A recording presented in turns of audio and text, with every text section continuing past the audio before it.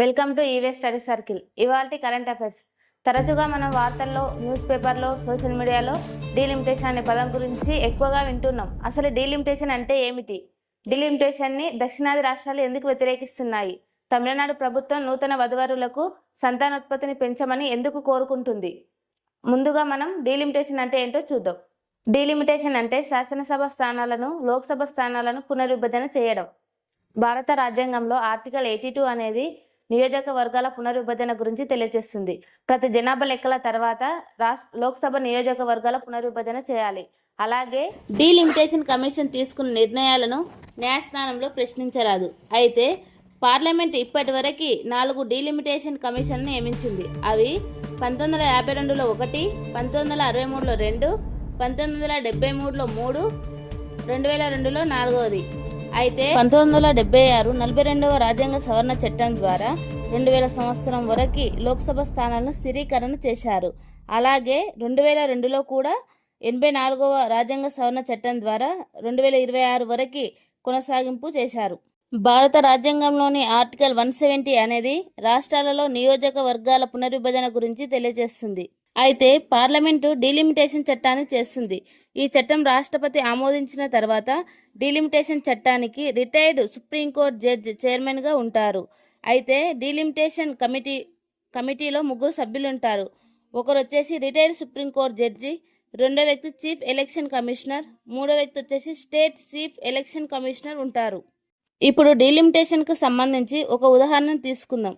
అయితే యునైటెడ్ కింగ్డమ్ను తీసుకుంటే 6 కోట్ల మంది జనాభాకి 650 ఎంపీ సీట్లు కలవు. సగటున వచ్చేసి 65,000 మందికి ఒక ఎంపీ కలడు. అలాగే మన దేశంలో అయితే ఒక్కో రాష్ట్రంలో ఒక్కో విధంగా ఉంటుంది.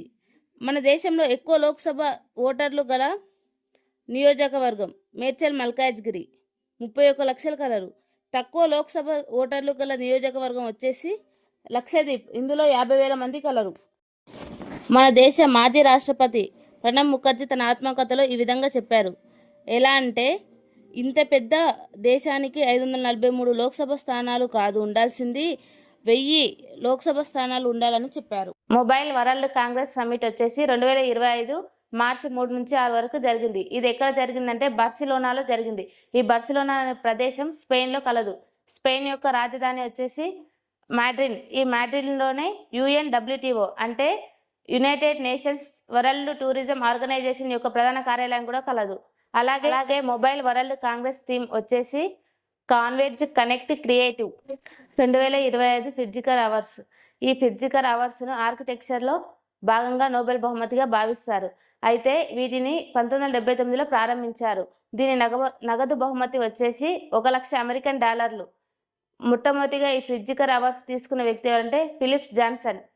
ఈ ఫిట్జికర్ అవార్డును 2025లో లియా జియాకున్కి ఇవ్వడం జరిగింది. ఈయన చైనాకి చెందిన వ్యక్తి. ఈ అవార్డును తీసుకున్న తొలి భారతీయుడు బాలకృష్ణ విఠల్ దాస్ దోషి. ఈయనకి 2018లో ప్రదానం చేశారు. అలాగే ఈ బాలకృష్ణ విఠల్ దాస్ దోషికి 1976లో పద్మశ్రీ అవార్డు వచ్చింది. 2020లో పద్మభూషణ్ అవార్డు వచ్చింది. 2023లో పద్మవిభూషణ్ వచ్చింది. అయితే ఈ పద్మవిభూషణ్ని అతని మరణాంతరం ప్రకటించడం జరిగింది.